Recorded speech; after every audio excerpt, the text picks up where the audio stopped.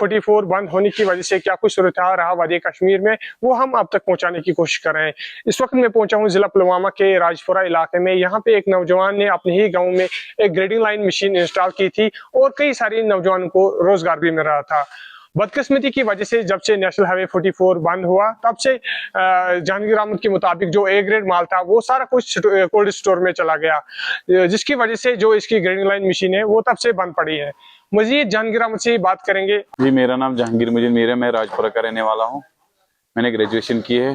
Graduation के बाद नौकरी के सिलसिले में 2-3 साल हो गए, नौकरी ना मिली। तो फिर उसके बाद मैंने सोचा कि कुछ रोजगार के लिए करे। फिर मैंने एवेटा की ग्रेडिंग लाइन बेल्जियम से मंगवाई। तो फिर अब पहला ही साल था, ये सारा सेटअप बैंक से लोन लेकर सारा कुछ करके अब रेडी थे सीजन के लिए। फिर जब 10-20 दिन गाला का सीजन हमने स्टार्ट कर दिया, 20 दिन के बाद NH44 जो हमारा नेशनल हाईवे है वो खिसक गया। नेशनल हाईवे खिसकने की वजह से हमारा जो माल इधर था उसकी जो क्वालिटी थी वो सारी खराब हो गई।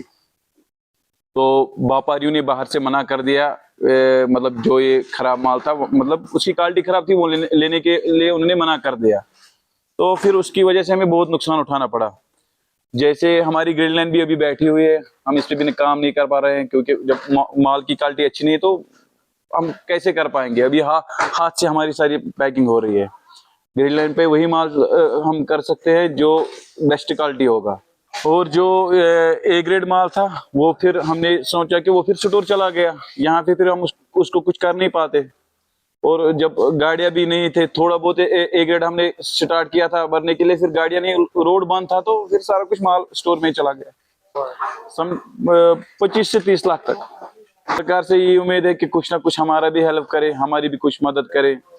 अभी सब्सिडी का भी मसला पेंडिंग है, अभी हमें इंटरेस्ट भी देना पड़ता है, बिजली बिल वो सारा कुछ देना पड़ता है। लेबर बाहर से मंगवाए हुए हैं, इनको अपना देना पड़ता है। ये ऐसे नहीं मानेंगे, इनको देना ही देना है। मेरे साथ जो भी जवान पढ़े लिखे थे वो भी बता रहे थे कि आपने अच्छा किया, आपने अपना बिजनेस स्टार्ट किया, हम भी किसी बिजनेस में चले जाएंगे। लेकिन जब अभी हमारी हालत वो देख रहे तो वो समझ रहे हैं कि हमने अच्छा किया, हमने कुछ नहीं किया, नहीं तो वो भी मेरे साथ खराब हो जाते। बिजनेस यहाँ पे तो एप्पल का बिजनेस बेस्ट था, लेकिन मुझे लग रहा है कि ये भी अब खत्म होने लगा। एक इनिशिएटिव लिया कि मैं करूं कुछ, इसके साथ साथ जब बाकी नौजवान मेरी तरफ देख के वो भी कुछ करेंगे। जब मेरी हालत खराब हो गई वो भी सोच रहे कि नहीं हमें भी कुछ बिजनेस नहीं करना चाहिए। वो छुप करके घर में बैठे हुए हैं, बहुत से मुश्किलात का सामना करना पड़ेगा आगे। बताऊं 300 मीटर हो या 800 मीटर, जब सरकार को कोई काम करना होता है वो पीछे नहीं रहती है। रोड की तो बात ही नहीं है, हो पाएगा। देखिए जनाब, मैंने पहले ही साल 25 लाख से 30 लाख मेरा अभी पूरा कैलकुलेशन ये हो गई, 25 से 30 लाख मेरा नुकसान है। अगर मैं अपने आप को काबू ना कर पाऊं तो पता नहीं क्या हो सकता है।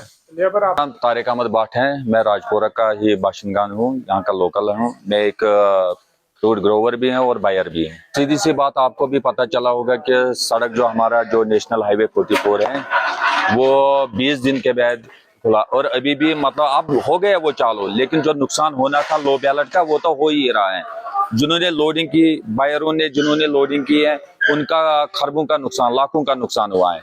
इसका हम मतलब भरपाई नहीं कर सकते कि कितना नुकसान हुआ है, क्योंकि सोपोर से कितनी गाड़ी निकल रही है वो रोड पे 10-15, जब वो मंडी बाहर की मंडियों में पहुंची तो उसका वो जो किराया इतना बढ़ गया ट्रांसपोर्ट का, वो भी सेबों को नहीं आया किराया।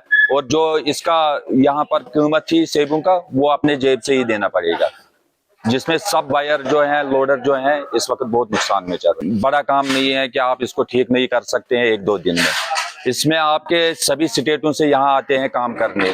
आप देखोगे कि ये बेचारे यहाँ आ गए काम करने के लिए कि ग्रेडिंग लाइन है, और ग्रेडिंग लाइन जो पढ़े लिखे 2 आदमी हैं, उन्होंने पैसा इन्वेस्ट किया है, इनका बैंक चल रहा है, लेकिन उनका आज समझ लो दिन में तकरीबन 2-3-4 लाख रुपए का नुकसान हो रहा है।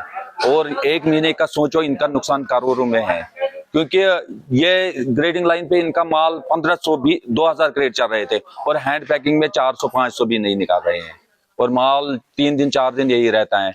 अगर माल दिन में 2000-3000 भी आती और इनकी ये ग्रेडिंग लाइन हो जाती स्टार्ट, इससे माल, लेकिन ये लो बैलेट का माल है, ये इसमें यूज नहीं हो सकता है। इसमें क्या अपना क्वालिटी वाला माल चलता है ताकि वो बक्सों में हो जाए और बक्सों में क्वालिटी वाला ही सेब भरा जाता है।